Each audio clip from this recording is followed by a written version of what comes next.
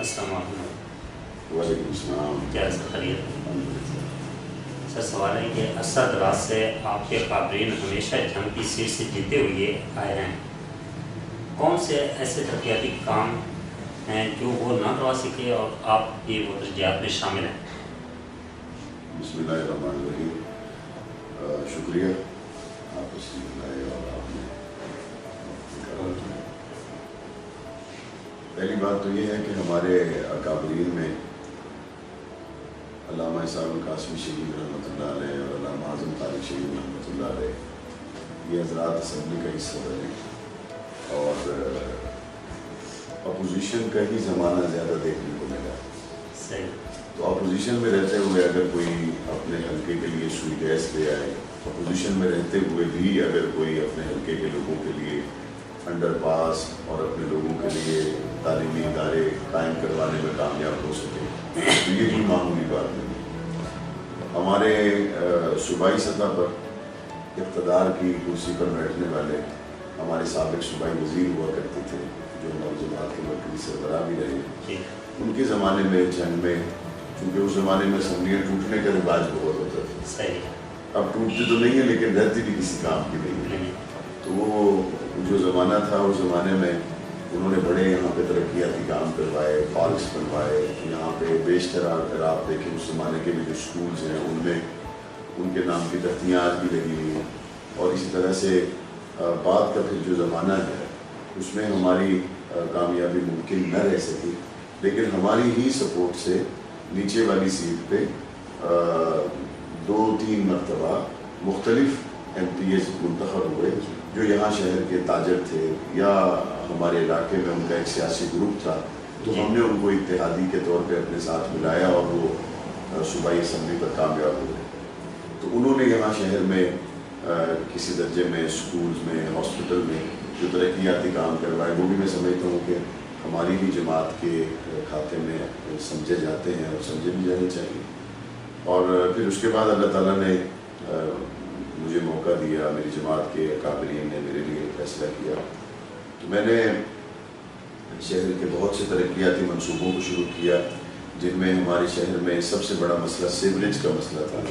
تقریباً 1.28 کروڑ روپے سے ہم نے سیوریج کے منصوبے کا آغاز کیا۔ بدقسمتی یہ رہی کہ اس سے پہلے سیوریج کے چھوٹے چھوٹے پائپ اور چھوٹی گلیاں اور تھوڑا بہت بہتری لانے کے بعد لوگوں کو ایک وقتی خوشی دی جاتی تھی، لیکن ہمارے اور ان کاموں میں فرق یہ تھا کہ ہم نے جب ترقیاتی کام شروع کروائے تو ہم نے ایک وقتی لوگوں کو ریلیف دینے کی بجائے جو لوگوں کو 50 سال تک کے لیے ریلیف ممکن ہو سکتا ہے ہم نے ان بڑے منصوبے پہ کام شروع کیا۔ تو ہو سکتا ہے کہ ہمارے سیوریج سے، ہماری بڑی بنائی جانے والی سڑکوں سے، ہمارے 200 بیڈ کے ہاسپٹل سے، ہمارے اور بہت سے جاری منصوبوں سے لوگوں کو فوری ریلیف نہ ملے، لیکن اتنا ضرور ہے کہ آنے والے 50 سالوں کے لیے جنگ کے لیے سیوریج کے مسئلے حل ہوں گے، 500 بیڈ مکمل ہونے پر ہمارے میڈیکل کالج کی منزل کھلی ہو جائے گی، بڑا شہر کا جو انفراسٹرکچر انتہائی حد تک خراب تھا اس کو بہتری لانے سے ہمارے شہر کا لک اور ہمارے شہر کا ریونیو میں ایک واضح بہتری دیکھنے کو ملے گی۔ تو بڑے منصوبوں پہ میں سمجھتا ہوں کہ پہلا موقع ہے کہ جنگ میں الحمدللہ کام شروع ہوا ہے، اور اس ٹینیور میں نہ ہوا تو قریب کے عرصے میں وہ پائے تک پہنچے گا، تو پھر اس کی افادیت کا بھی پتہ چلے گا اور شاید وہ دکھانے لائق بھی ہوں گے۔ ابھی ہماری اسکیمز ان میں چور ہیں، تو آپ تشریف لائیں تو آپ ان کا ضرور وزٹ کیجیے، اور وہ تقریباً ساری ہی ہماری جو اسکیمز ہیں روڈز کی، ہاسپٹل کی، ہمارے البتہ ہاکی اور کرکٹ اسٹیڈیم تو ہمارے مکمل ہو چکے ہیں، چھوٹی سڑکیں اور گلیاں تو بے تحاشا مکمل ہو چکی ہیں، اور ہمارے جو آپ سیوریج کے حوالے سے دیکھیں تو وہ اس میں 70-80% کام مکمل ہے، امید ہے کہ دسمبر میں وہ آپریشنل ہو جائے گا۔ یونیورسٹی کی ایک بلڈنگ مکمل ہے، نئی کا سنگ بنیاد رکھا گیا، اس کے ہم نے وفاق سے اور صوبے سے کیسے ڈیمانڈ کی، اور ہماری ترقیاتی کاموں کے حوالے سے جو ہدف ہے وہ جنگ کو ڈویژن بنانا ہے، اس کی طرف ہم اپنی کوشش جاری رکھیں۔ میں اللہ تعالیٰ لوگوں کو آسانیاں بانٹنے کی ہمیں مزید توفیق دے۔ دیگر ترقیاتی کام جنگ میں آپ نے مطلب کہ کون کون سے ایسے کام کروائے ہیں جو اس کے علاوہ جو بھی آپ ذکر کر رہے ہیں اس کے علاوہ اور مزید؟ دیکھیے انسانی ضرورتوں کو تو آپ جتنا بڑھاتے چلے جائیں وہ بڑھتی چلی جاتی ہے، اور پھر ہمارے بدقسمتی ہے کہ ہمارے جو جتنے چھوٹے شہر ہیں وہاں پہ لوگوں کی ضروریات کا فقدان ہوتا ہے، جس کی وجہ سے ہمیشہ تحصیلوں میں رہنے والے لوگ ضلعوں کا رخ کرتے ہیں، ضلعوں میں رہنے والے لوگ ڈویژن کا، اور ڈویژن میں رہنے والے لوگ صوبائی ہیڈ کوارٹر کا رخ کرتے ہیں۔ تو میرا چونکہ سٹی کا حلقہ ہے، تو اس لیے ہر آنے والے 10 سے 15 سالوں میں یہاں پہ نئے طرح کے مسائل پیدا ہو جاتے ہیں۔ قریب سے لوگ اٹھ کے شہر میں آتے ہیں اپنے بچوں کی پڑھائی کے لیے، قریب سے لوگ اٹھ کے آتے ہیں اپنے روزگار کے لیے اور بہتر فیسلٹیز کو استعمال کرنے کے لیے۔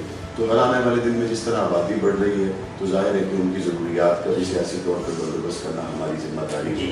تو میں یہ سمجھتا ہوں کہ جیسے جیسے وقت گزر رہا ہے ویسے ویسے ہمیں چیزوں کو مسلسل دیکھتے رہنے کی اور کرتے رہنے کی ضرورت ہے۔ تو میں یہ ضرور کہہ سکتا ہوں الحمدللہ اللہ کے فضل سے کہ جتنے بڑے منصوبے الحمدللہ اللہ کی توفیق سے یہ حضور کے ختم نبوت صحابہ اہل بیت کی نسبت کی برکت ہے کہ یہاں جنگ کے لوگوں کی تعمیر و ترقی کے لیے مجھ جیسا کمزور آدمی لانے میں کامیاب ہوا۔ جنگ کی 170 سالہ تاریخ میں اس کی مثال نہیں ہے۔ یہ اللہ کا شکر ہے کہ ہمارے ہاتھ سے یہاں پہ علم و آگہی کے مراکز قائم ہوئے، صحت کی فیسلٹیز بننے جا رہی ہیں اور تربیت کی درسگاہیں بننے جا رہی ہیں، تو اس کو مسلسل کرتے رہنے کی ضرورت ہے۔ مولوی صاحب یہ بتائیں کہ عام انتخابات سے پہلے بلدیاتی انتخابات ہوں گے یا بعد میں؟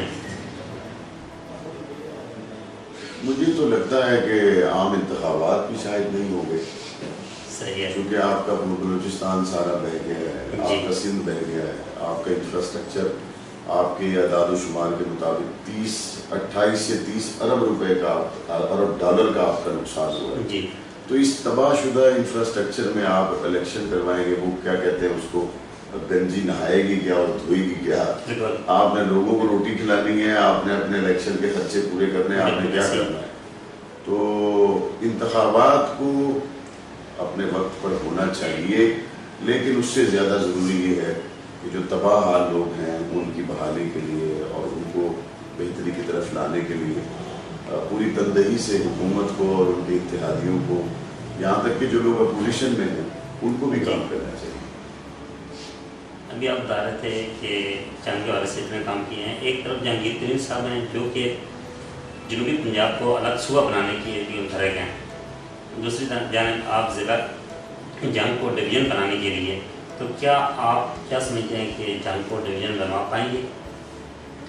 دیکھیے کوشش ہے، اور اس میں کوئی شک نہیں ہے کہ جنگ ایک پرانا ضلع ہے اور اس کا ریونیو اور اس کا جغرافیہ ہر لحاظ سے اہمیت کا حامل ہے۔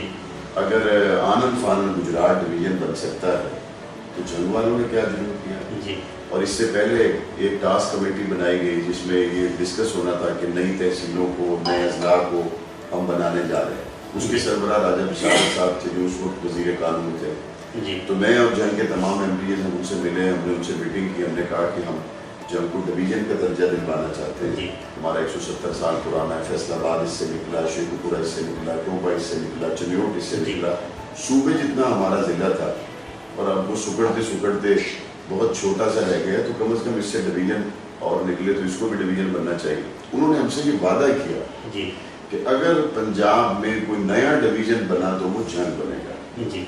آپ سے پہلے بطور ڈویژن کے ہم کسی کو زیر بحث نہیں لائیں گے۔ ہم مطمئن ہو گئے۔ آنند فانند پتہ چلا کہ گجرات کو ڈویژن کا درجہ دیا گیا اور ہم سے کیے گئے وعدے کو بھلا دیا گیا۔ تو میں سمجھتا ہوں کہ نہ صرف یہ کہ میرے ساتھ بلکہ یہ جنگ کے 27 لاکھ لوگوں کے ساتھ ایک وعدہ خلافی کی گئی، اور اس وعدہ خلافی کے خلاف ہمارے جنگ کے جتنے منتخب نمائندگان ہیں یا ہمارے جتنے یہاں پہ ہماری یہاں پہ چھوٹی بڑی تنظیمیں ہیں وہ سارے ہی بڑے غصے میں ہیں اور سراپا احتجاج ہیں، اور ہمارا یہ جائز مطالبہ ہے کہ اس کو ڈویژن کا درجہ ملنا چاہیے۔ باقی میں نے یہ اسمبلی میں کہا تھا ہمارا کلچر، ہمارا رہنا سہنا، ہماری بولی، ہمارا جو کلچر ہے وہ جنوبی پنجاب کے ساتھ ملتا جلتا ہے۔ تو اگر ڈویژن بنا کے، یہ بات ان دنوں میں چل رہی تھی کہ جنگ کو بطور ضلع کے جنوبی پنجاب میں شامل کریں، تو میں نے ان سے یہ کہا اگر آپ ضلع کی حیثیت میں ہمیں جنوبی پنجاب میں لے کے جائیں ہم جانے کے لیے تیار نہیں۔ صحیح، آپ نے ہمیں ادھر لے کے جانا ہے، آپ ہمیں ڈویژن کی حیثیت سے لے جائیں، ہم جانے کے لیے تیار۔ صحیح، تو ہمارا اب بھی یہ مطالبہ ہے اگر लैया को, बकर को या टोबा को साथ मिला के और इधर से बकर को साथ मिला के प्रपोजल्स मुख्तलिफ हो सकती हैं। जब हमको डिवीज़न बना दिया जाए तो ये करीब के अजला के लिए भी एक खुशी की बात होगी और जंग के 27 लाख लोगों का हक भी है, उनको मिलना चाहिए। बिल्कुल। मौलवी साहब, कहा जाता है कि आप आलिम दीन होने के साथ साथ MA इंग्लिश भी किया हुआ है, इस बारे में क्या हकीकत है? आपके नज़दीक MA इंग्लिश होना बहुत बड़ी बात होगी, मेरे नज़दीक तो हाफिज़ कुरान होना सबसे बड़ी बात है। मुझे एक वफाकी मिनिस्टर ने ये कहा कि आप हल्फ ले लेते जब आपको वजारत की ऑफ़र की गई, आपने हल्फ नहीं लिया।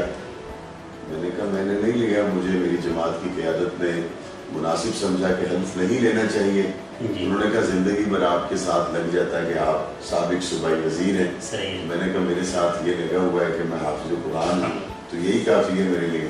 तो इसलिए इन टाइटल्स को मैंने तो कभी बहुत बड़ा नहीं समझा। अल्लाह का शुक्र है कि मैंने कुरान मजीद को पढ़ा और अल्लाह का शुक्र है कि मैंने 10 साल तक कुरान मजीद को समझने की कोशिश की। अल्लाह मुझे इसी में खुश रखे और इस पर अमल की तौफीक दे।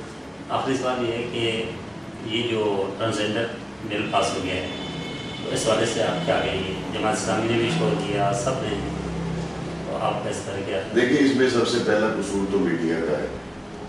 ये कितनी बड़ी कार्रवाई इस मुल्क में हुई और मीडिया ने उससे बर वक्त हमें आगाही नहीं दी। जहाँ ये तो बड़ी जल्दी लोग बता देते हैं कि जी वो फलां को रक्षा लग गया और उसके नीचे जनाब बकरी आगे मर गई। यहाँ पे छोटी छोटी खबरों के अखबार बनाए जाते हैं, लेकिन इतना बड़ा कानून असम्बली में पास हुआ, सेनेट से पास हुआ, मीडिया ने इस पर जो खामोशी रखी उसका क्या मतलब है?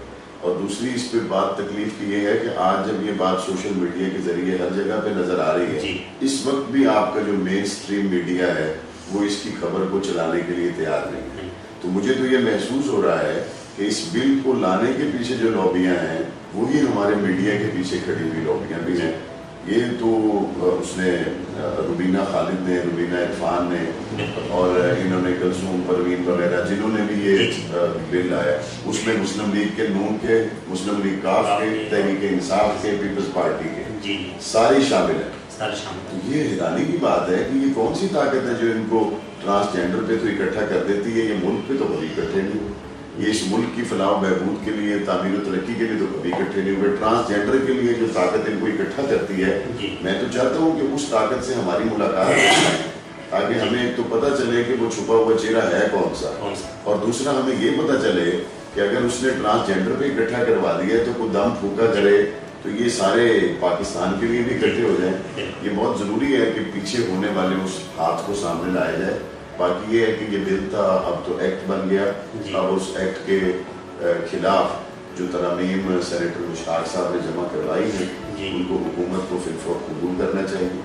और इसी तरह जमीयत उलमा इस्लाम ने उस पर बहुत अच्छा बयान दिया है और वो इसमें तरमीम को लेकर खुद भी असम्बली में आ रहे हैं।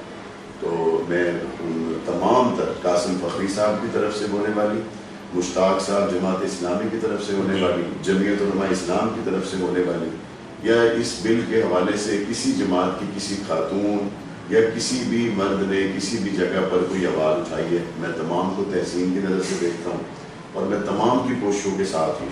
इस हवाले से अल्लामा इब्तिसाम साहब की, जमात इस्लामी की, कासिम फखरी साहब की, जमीयत उलमा इस्लाम की, जमात इस्लामी की, जहाँ जितनी कोशिशें हैं, न सिर्फ ये कि उनको तहसीन की नज़र से देखता हूँ बल्कि पंजाब असम्बली में या कौमी सतह पर मेरे हवाले से पाकिस्तान को उसकी असास पर कायम रखने बारे और इस बिल में ज़रूरी तरामीम करवाने बारे मेरी ज़रूरत होगी, मेरी पार्टी की ज़रूरत होगी, हम हर वक्त हाजिर रहेंगे।